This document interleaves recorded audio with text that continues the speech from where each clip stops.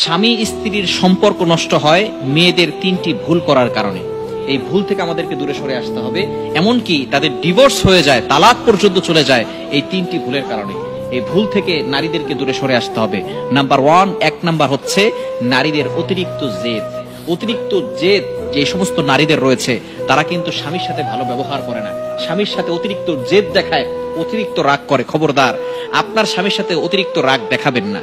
নবীজি সাল্লাল্লাহু আলাইহি ওয়াসাল্লাম এটাকে নিষেধ করে দিয়েছেন।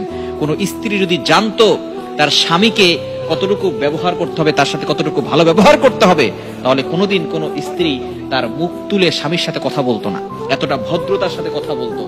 নবীজি সাল্লাল্লাহু আলাইহি ওয়াসাল্লাম জানিয়ে দিয়েছেন আল্লাহ ছাড়া কাউকে সেজদা দেওয়া জায়েজ নাই। যদি জায়েজ থাকতো স্ত্রী তার স্বামীকে সেজদা করত।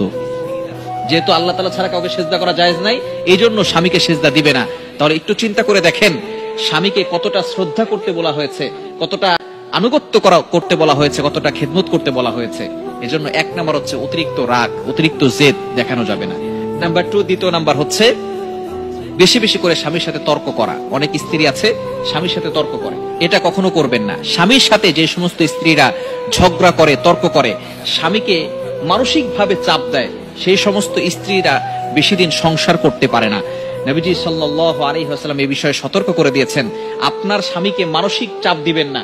আপনার স্বামী আপনার কাছে হচ্ছে মূল পরিচয়।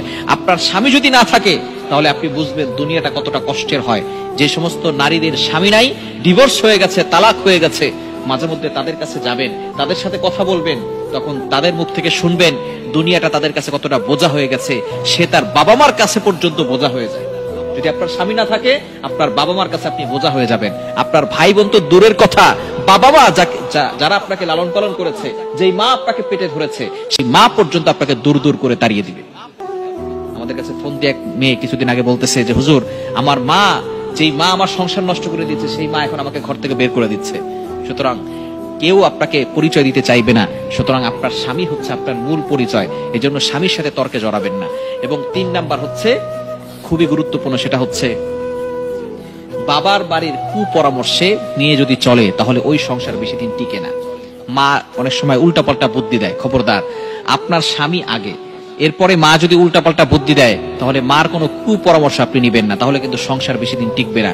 এই বিষয়ে আমাদেরকে সবসময় সতর্ক থাকতে হবে। প্রত্যেকটা নারীকে এই বিষয়গুলো জানতে হবে, যাতে করে তার স্বামীর সাথে ভালো ব্যবহার করে, উত্তম ব্যবহার করে। স্বামী খারাপ হতে পারে, কিন্তু আপনার স্বামী তো ফেরাউনের মতো খারাপ না। আপনার স্বামী ফেরাউনের মতো খারাপ না। ফেরাউনের সাথে হযরতে আসিয়া তিনি থেকে দুনিয়া থেকে জান্নাত পেয়ে তারপরে গিয়েছেন। সুতরাং আপনার স্বামীর জন্য আপনি দোয়া করেন।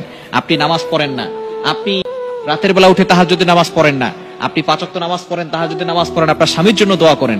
দোয়া কিন্তু অনেক বড় অস্ত্র। আপনার স্বামী খারাপ হলেও আপনার দোয়ার বদৌলতে আল্লাহ তাআলা আপনার স্বামীকে ভালো করে দিতে পারেন। সুতরাং এই তিনটি মেয়েদের ভুলের কারণে কিন্তু ডিভোর্স হয়। এগুলো থেকে আমাদেরকে দূরে সরে আসতে হবে।